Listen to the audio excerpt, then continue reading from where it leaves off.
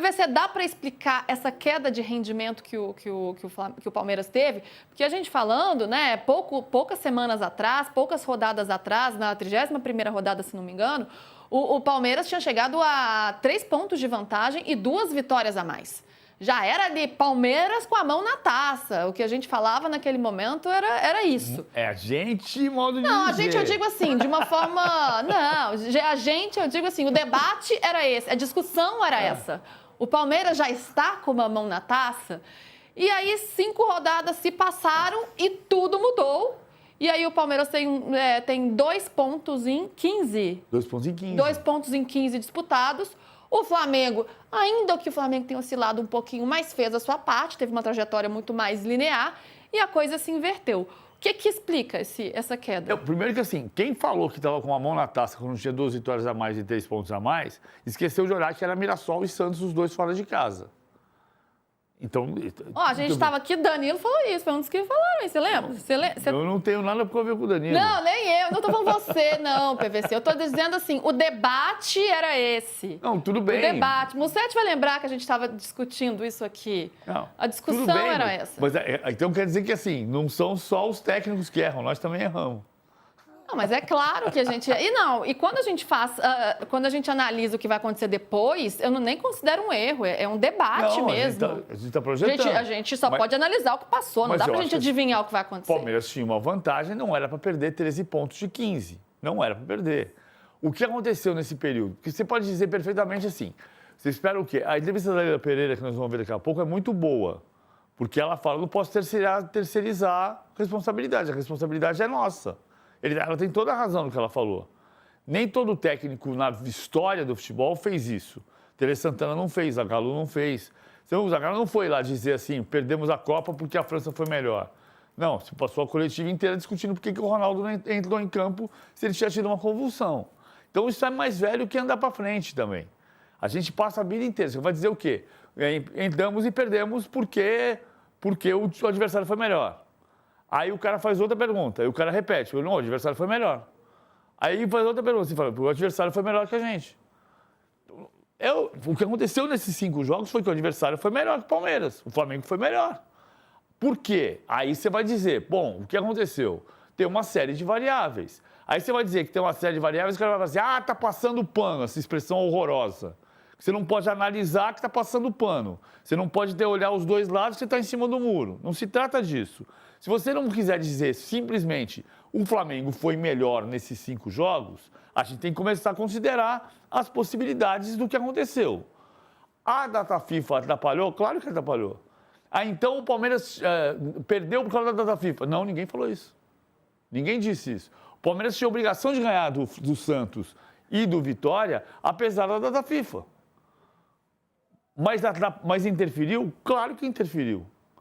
Isso é passar pano? Não, isso é entender uma das circunstâncias que participaram do repertório.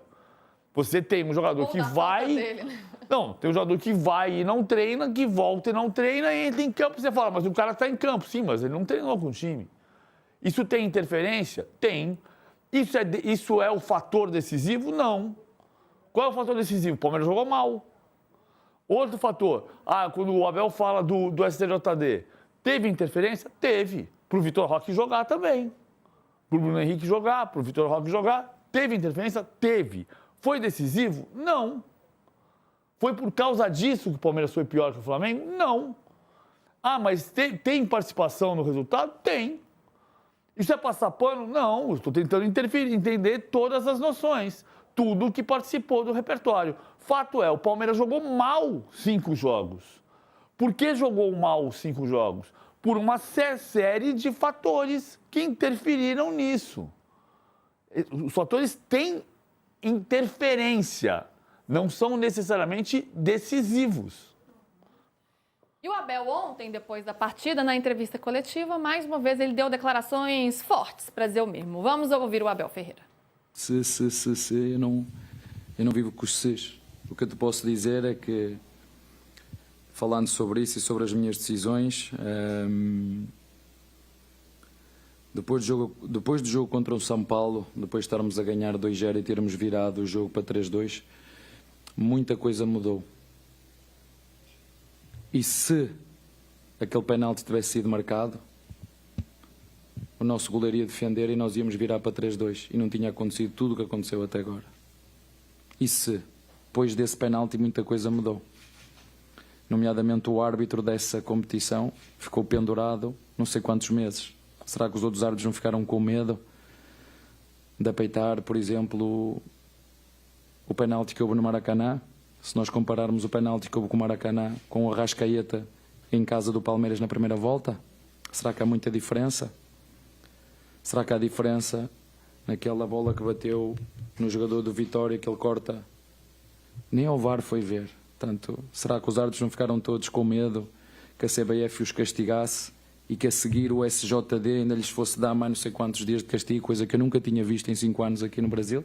Mas, como te disse, após o jogo de São Paulo, começámos todos dentro do clube a perceber o que é que estava a passar e entendi, como aquilo que já tinha dito no último jogo, a questão, as pessoas aí agora querem criar a narrativa, o Palmeiras desistiu. Não foi o Palmeiras que desistiu. O Palmeiras não desistiu do penalti do Maracanã, o Palmeiras não desistiu do penalti no Santos, o Palmeiras não desistiu do penalti do Vitória em casa, o Palmeiras não desistiu. O jogo contra o São Paulo, depois daquela atuação do árbitro Ramon Abate-Abel, tudo mudou. Mas agora vamos ouvir a presidente Leila Pereira e também o presidente da CBF, Samir Chaldi, sobre as declarações do Abel e sobre o peso da arbitragem no Brasileiro. Eu não acredito, tá, que esses 5 últimos jogos do Palmeiras que nós não conseguimos vencer foi em virtude de arbitragem. Eu não posso terceirizar a responsabilidade que é nossa, tá? Nós não vencemos por responsabilidade nossa, por incapacidade nossa.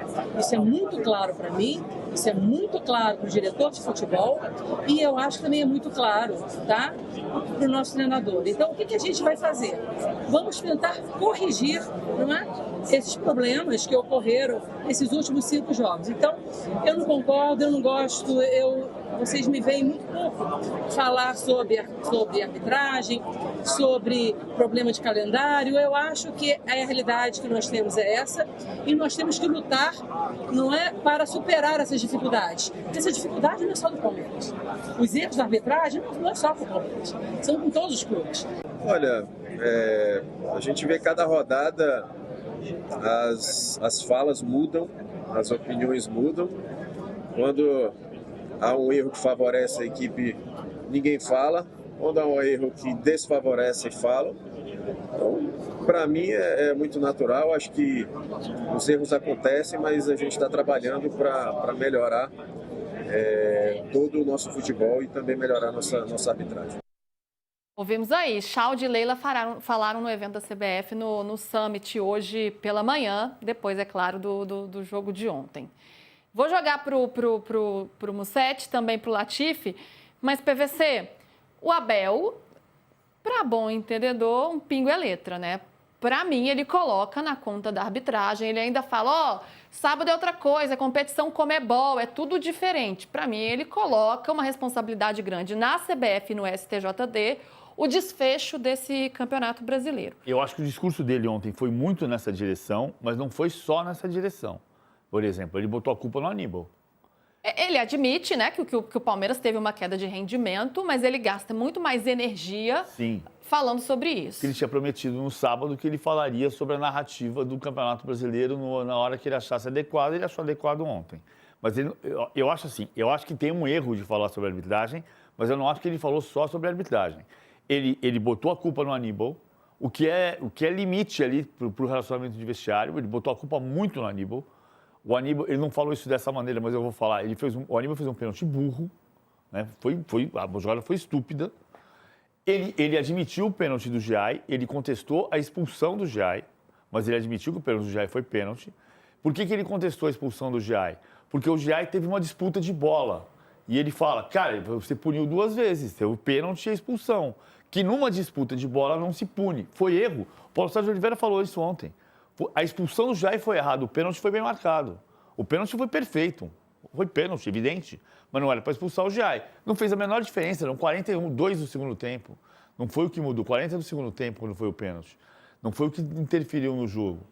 Agora, ele falou também sobre os erros do time e falou muito sobre a narrativa, que é, em tempos de populismo digital, que é o que está acontecendo, que foi o que aconteceu quando alguém explorou que o Palmeiras ganhou 15 pontos por causa de arbitragem e ninguém fez a lista dos lances. Ninguém botou a lista dos lances. 15 pontos, cadê os 15 pontos? Quais são? Aí o cara fala assim, um toque de mão do Fortaleza. O pênalti do Fortaleza foi o Facundo que sofreu do Lucas Sacha. O Lucas Sacha saiu e deu entrevista dizendo, certo ou errado, que ele pediu desculpa para a torcida porque fez o pênalti. Aí você fala 15 pontos que ganhou na arbitragem. Temos uma crise na arbitragem. Ninguém tem dúvida disso. Ninguém tem dúvida disso. O primeiro erro de arbitragem foi Sport e São Paulo na primeira rodada. As pessoas falam assim, o Palmeiras é ajudado desde a primeira rodada no jogo contra o Sport. O jogo do Sport foi na segunda rodada. Na primeira rodada foi o pênalti no Caleri, que o Caleri perdeu. Então, cara, vamos falar com exatidão?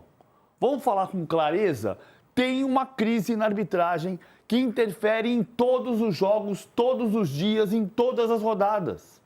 O Palmeiras foi beneficiado? Foi muito beneficiado no jogo contra o São Paulo, foi muito beneficiado no jogo contra o Sport. 15 pontos? Cadê os 15 pontos? O Flamengo foi beneficiado? Foi. Tem dois lances que não são indiscutíveis, não, mas são discutíveis. O pênalti no De Arrascaeta no Allianz Parque e o pênalti no Gustavo Gomes no Maracanã. Então tem erro para os dois lados. O Abel foi ontem fazer populismo digital, que é o que está todo mundo fazendo, que é lamentável que as pessoas façam. Mas é o que as pessoas estão querendo fazer o quê? Ganhar audiência. Quando você fala a verdade, você é criticado. O que ele falou ontem? Ele reproduziu o que está se falando no Allianz Parque. Sabe o que está se falando no Allianz Parque? Desde o jogo contra o São Paulo, para ter um pênalti para o Palmeiras, você ter uma facada. É isso que está se falando. É ou não é, Latifi? Isso é um exagero? Não é o que está acontecendo. Mas está se falando isso ou não está se falando? O que o Abel reproduziu foi isso. E, inclusive, ele fala, né, que agora os árbitros, ele questiona se os árbitros não têm medo de apitar, né, depois da punição contra o Palmeiras, depois da punição do Ramon Abate Abel. Latifi, o que vem sendo falado nos corredores do Allianz Parque e como que essa declaração caiu dentro do Palmeiras? Porque a presidente Leila, pelo menos na minha visão, ela destoou completamente do que o Abel disse, né? Ela falou, a responsabilidade é do Palmeiras, não gosta de falar arbitragem. E ela tá certa. Sim, pra mim, ela teve um discurso assim. Ela tá certa. O Abel foi pra direita, ela foi pra esquerda. Mas foi um lado totalmente diferente. Lisa, isso não indica nada em relação à renovação. Até porque a gente vai ouvir daqui a pouco. Não indica nada em relação à renovação. De forma alguma, não tem nada a ver uma coisa com a outra. Mas o Abel falou uma coisa e a Leila falou totalmente diferente. Essa declaração repercutiu dentro do Palmeiras e o que se fala dentro do clube, Latifi? Zé, como o PVC disse, há algum tempo as questões de arbitragem têm incomodado o Abel e em algumas rodadas ele começou a adotar o discurso de quando esse campeonato acabar, eu vou dizer o que foi esse campeonato.